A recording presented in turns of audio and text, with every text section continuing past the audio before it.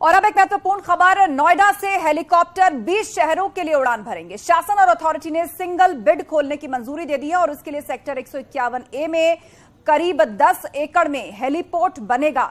Heliport योजना करीब 43 करोड़ की है और उसमें यूपी उत्तराखंड के धार्मिक पर्यटन वाले शहर भी कवर होंगे। यह सेवा शुरू होने से दिल्ली एनसीआर के लोगों के 4 धाम यात्रा करना भी आसान हो जाएगा।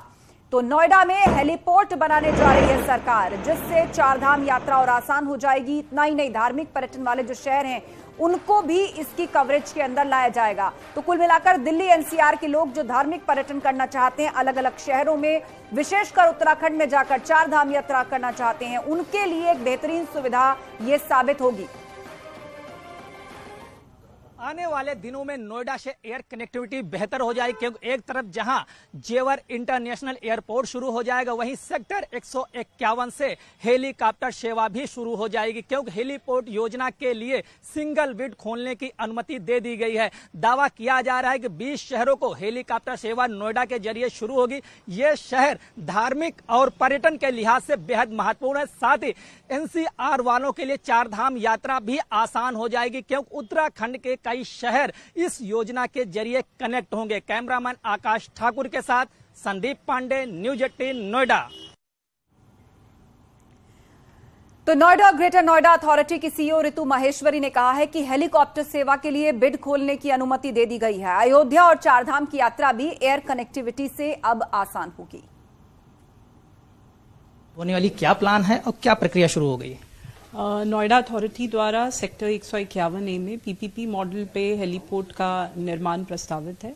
उसके लिए बिड्स निकाली गई थी और पहले भी बिड निकाली गई थी, वो रिजेक्ट हो गई थी। इस बार जो बिड निकाली गई है उसमें एक कंपनी ने पार्टिसिपेट किया है और उसको शासन की जो पीपीपी की प्रोजेक्ट्स की कमेटी है उससे अप्रूवल मिल गया है बिड को खोलने का। तो वो बिड अब टेक्निकली इवैल्यूएट की जाएगी। उसके बाद अगर एलिजिबल होती है तो काम फाइनेंशियल एलिजिबिलिटी डिसाइड करने के बाद काम लिया जाएगा। बेसिकली ये मॉडल पीपीपी मॉडल पे हेलीपोर्ट बनाएंगे, जिसमें 30 साल के लिए इनको बिल्ट ऑपरेट वाले मॉडल पे दिया जाएगा और रेवेन्यू शेयरिंग रहेगी।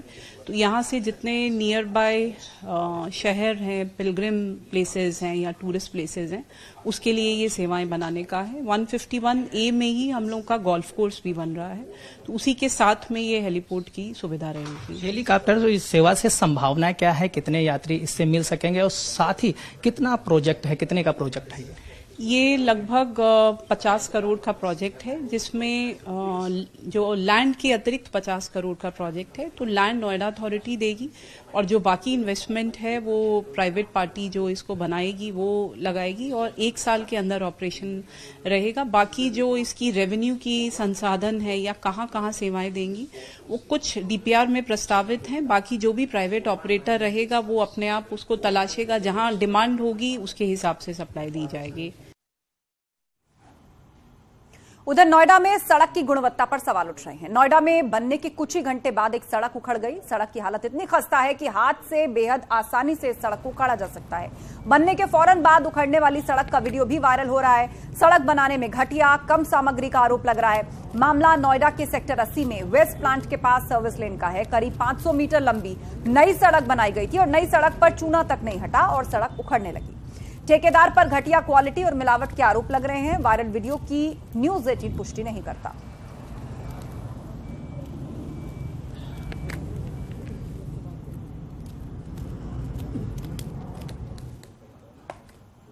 और रुकेंगे